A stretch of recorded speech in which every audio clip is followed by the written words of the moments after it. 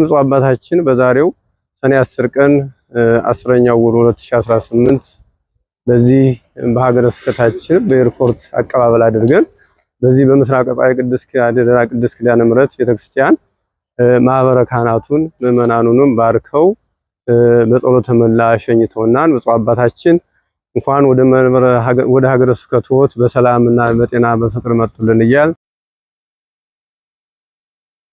በስመ አብ ወወልድ ወመንፈስ ቅዱስ አሐዱ አምላክ።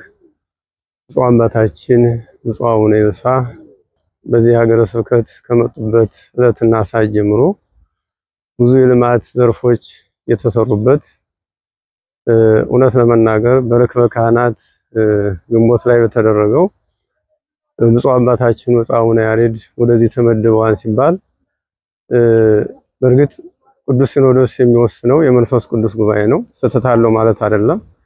ነገር ግን ብፁዕ አባታችን ብፁዕ አቡነ ያሬድም የሁላችን አባት ናቸው። ብፁዕ አቡነ ይብሳ ግን በዚህ ሀገረ ስብከት የጀመሩት ብዙ የልማት አውታሮች ስላሉ ብፁዕ አባታችን ብፁዕ አቡነ ያሬድ ለምሳሌ እሳቸው እንደገና የሚሄዱትና ስለዚህ ከዚህ አንፃር ብፁዕ አባታችን ለአብነት ለአዳሪ ትምህርት ቤት የሚሆን የሶማሌ ክልል የሶማሌ ሀገረ ስብከት የሚያስገነባው ባለ 5 ወለል ህንጻ ለአዳሪ ትምህርት ቤት የተዘጉ አብያተ ክርስቲያናት የሚከፈቱበት እንደገና ደግሞ በርዕሰ አድባራት ወገዳማት ደብረ ቅዱስ ሚካኤል ቤተክርስቲያን ታላቅ ግዙፍ የሆነ ህንጻ እየተሰራበት ያለ ነው።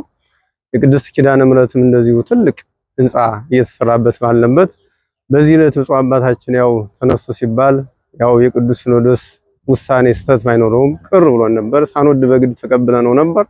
አሁን ግን ብፁዕ አባታችን በዛሬው ሰኔ 10 ቀን 10ኛው ወር 2018 በዚህ በሀገረ ስብከታችን በኤርፖርት አቀባበል አድርገን በዚህ በምስራቅ ፀሐይ ቅድስት ኪዳነ ምሕረት ቤተክርስቲያን ማህበረ ካህናቱን ምዕመናኑንም ባርከው በጸሎተ ምህላ ሸኝተውናል። ብፁዕ አባታችን እንኳን ወደ ሀገረ ስብከቶት በሰላምና በጤና በፍቅር መጡልን እያል መልካም የሥራ ዘመን ይሁንልን። እግዚአብሔር ይስጥልን። ወስብሐት ለእግዚአብሔር።